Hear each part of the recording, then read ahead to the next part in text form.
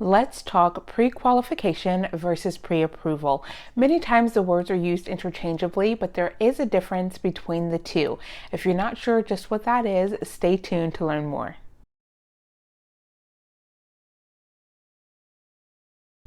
I'm Shauna Gentry, real estate professional and realtor with Century 21 Judge Fight Company. As I mentioned, I just want to discuss the difference between being pre-qualified for a home loan and being pre-approved for a home loan. There is a difference between the two. The main difference between pre-qualification and pre-approval for a home loan really just boils down to paperwork and documentation. With being pre-qualified, typically you might go online, fill out some information about yourself, maybe your income, maybe a soft pull on your credit score, and you get a number that says, you're pre-qualified for X amount of dollars.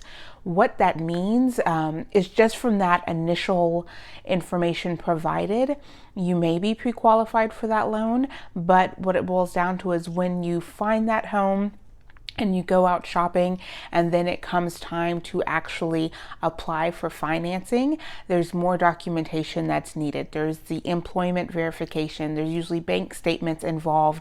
There's a lot more paperwork that needs to be submitted, and truthfully in the end, even though you might have been pre-qualified, say for $450,000, once all the paperwork is in, you might not qualify for that amount at all. You might not qualify at all.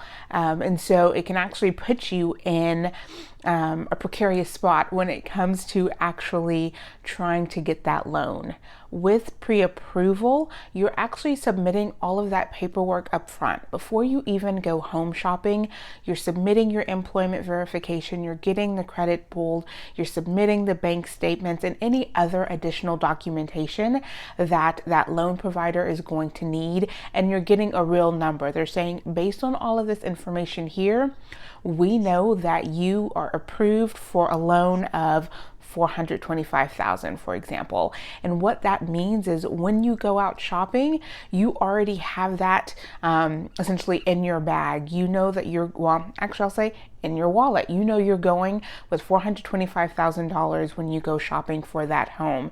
It is going to make your offer much more appealing to that seller, because you're going to have that letter of approval from that loan provider that states you are approved for X amount of dollars. Essentially, you're just trying to find that home that meets those qualifications. You will still go through an appraisal with the lender, and that would essentially be the biggest concern, because from a financing perspective, you have the money. You just want to make sure that home then qualifies for that loan itself. But again, you're putting yourself in a much better bargaining position and a much stronger position when you're putting in that offer.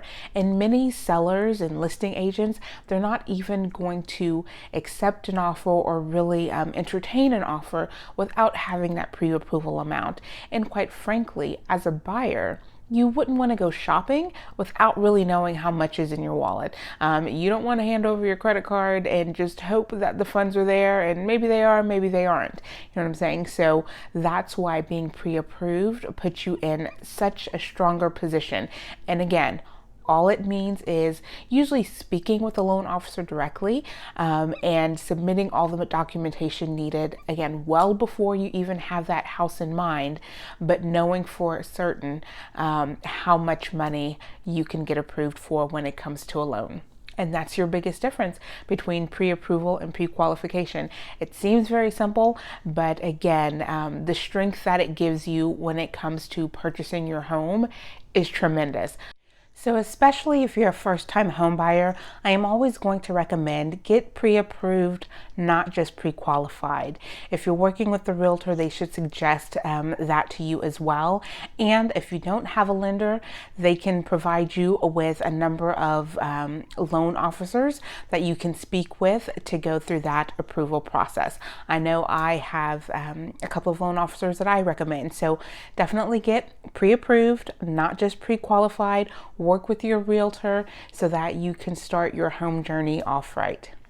Click the link in the description below to download a pre-approval checklist so you can have the necessary documentation on hand and ready to supply to a loan officer. And if you need some resources in regards to applying for that mortgage, please contact me. If you're in the North Texas area, I would love to help you out. And until next time, bye for now.